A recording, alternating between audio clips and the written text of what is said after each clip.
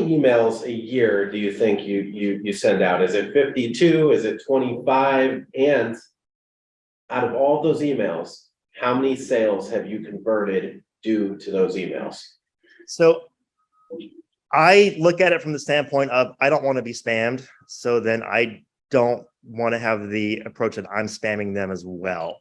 I will spam other realtors all the time because that's what we do. It's like, here's some listings to worry about or to pay attention to. I'll do no more than 2 a month to the general public, and that's it. They'll get the monthly, and then they'll get like maybe a follow up, like if like a holiday thing, and then that's it. No more than that. As far as conversion, I just had one this year. It was a 6-month court battle. That's a story for another time. I would say the success rate isn't as much as you would think, but there is a lot of work. I mean, as far as I get a lot of listing presentations, I just want to know what my home is worth. You know, I've had a handful of listings over the past year. You know, not in the hundreds, not in the tens, well, not in the 20s, but about probably maybe 15. I get a lot of buyers that say, "Can you? I want you to show me this house or help me buy this house as well." Yep.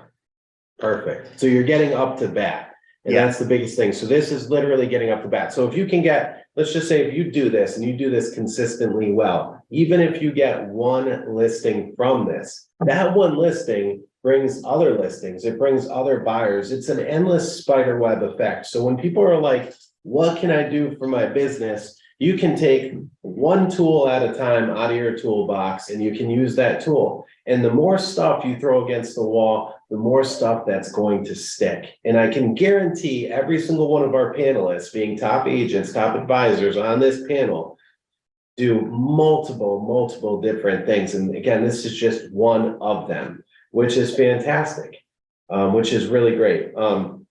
Thank you so much. How about this, Robert, while we have you, what is your top to do and top not to do with emails? To send them out. Have relevant content. Think about your audience. That's the number one thing. Know your audience. If you don't know your audience, you're just spamming.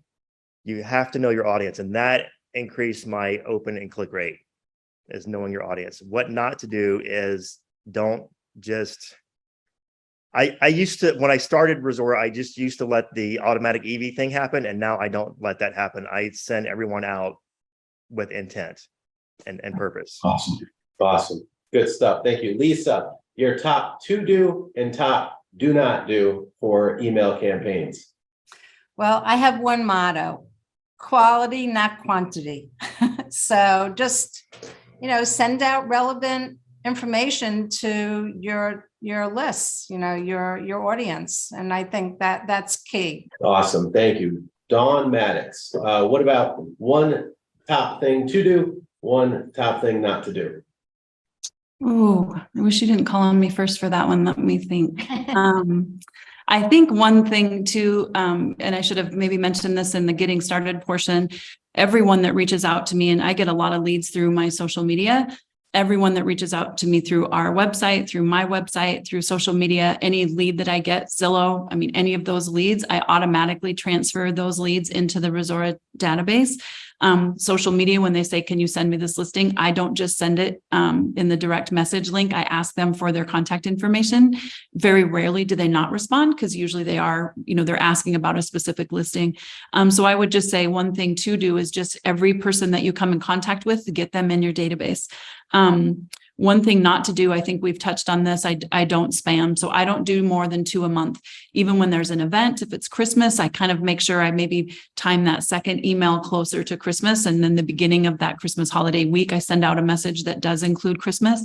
So I just make sure I don't spam. I don't send out, I know we've all seen, recipes, and don't forget to winterize your house in the winter. And I try to avoid those, because nobody cares about that. Yeah. So I think that that would be my biggest don't, is just don't irritate people. Keep it clean, make sure it has good content. And something I see a lot is, again, talk about the market, talk about information, talk about relevant information, engage enough that they're interested in what you're doing, but it's not really about you. It's kind of about the market and things that will interest them.